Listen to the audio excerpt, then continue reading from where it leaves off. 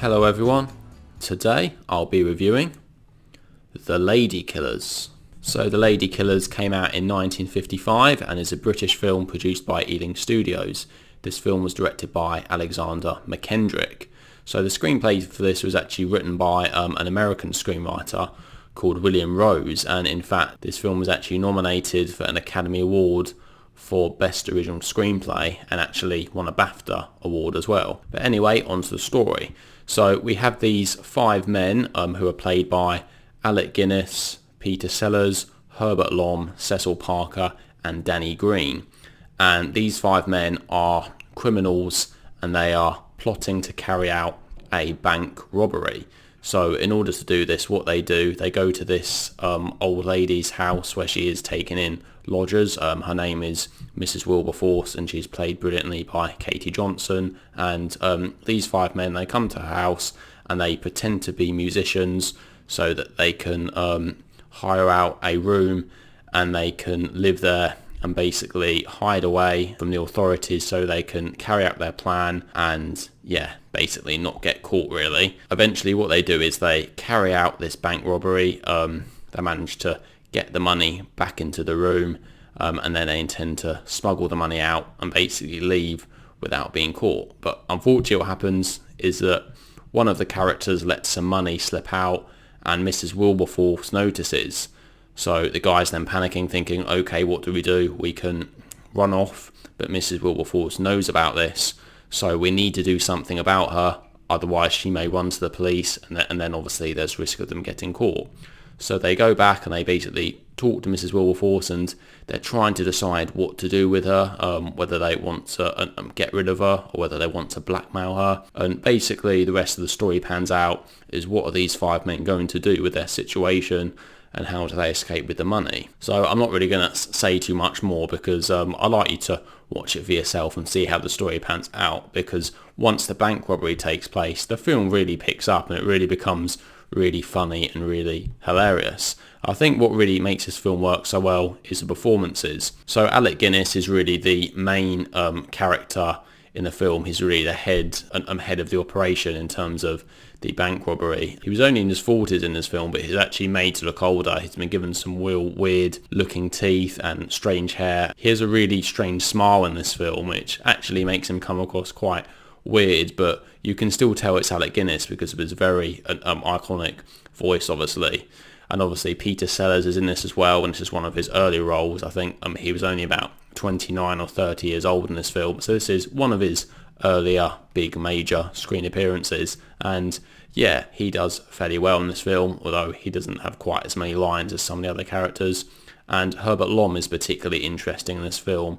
Although there isn't really a particular villain in this film, Herbert Lom's character Louis is really probably the nicest of the bunch, although obviously, as I said, these five men are criminals, so they're not supposed to be heroes. But Herbert Lom's character is really someone who seems to be getting fed up with everything really quickly. Actually, at the start of this film, he actually says that he absolutely hates old ladies and he doesn't really want to be staying in this old woman's house.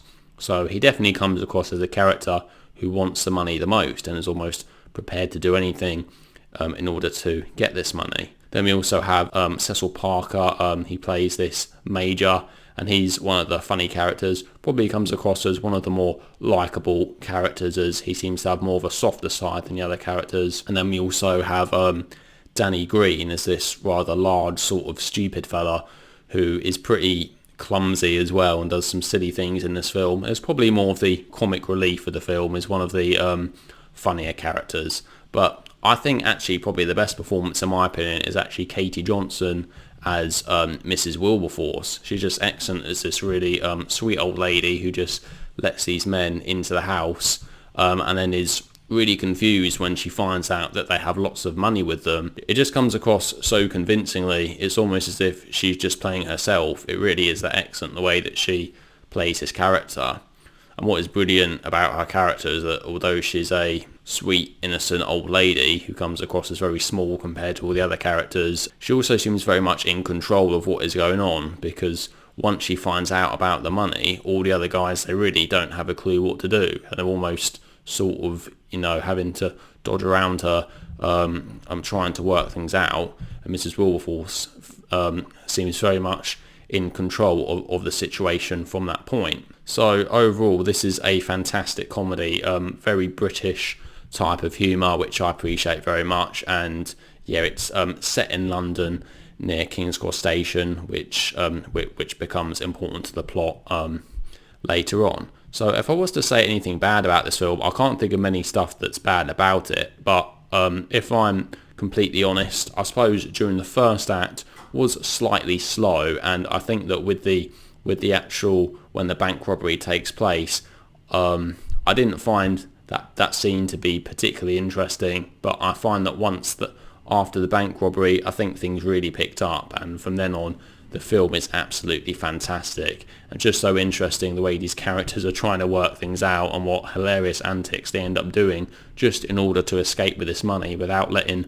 Mrs. Wilberforce know. So recently I did watch another Ealing Studios film, which is Kind Hearts and Coronets, which also stars Alec Guinness, and when I compare the two of them, I would say I probably prefer Kind Hearts and Coronets just because I found the story more interesting, but this film has definitely more sort of slapstick and funny moments and more, I suppose, laugh out loud moments.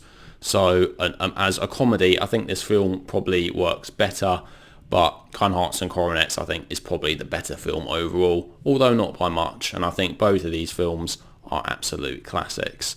So overall, I'm going to give The Ladykillers a rating of 10 out of 10. I think if you love classic British films, this is definitely one that needs to be seen, and it also helps that this film is in colour as well, which really sort of brings it alive, particularly with the London setting in the 1950s. It is a very nice looking film, and also with this new Blu-ray transfer it does look excellent as well, and you can actually buy the film on 4K Ultra HD disc now as well, which is a bit of a surprise given that the age of the film. But yes, so overall I definitely recommend The Ladykillers.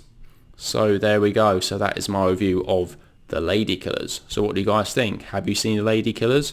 Do you like it? Do you dislike it? Please let me know what your thoughts are down in the comment section below. Anyway, thank you very much for watching. I'll see you all in the next video. Take care.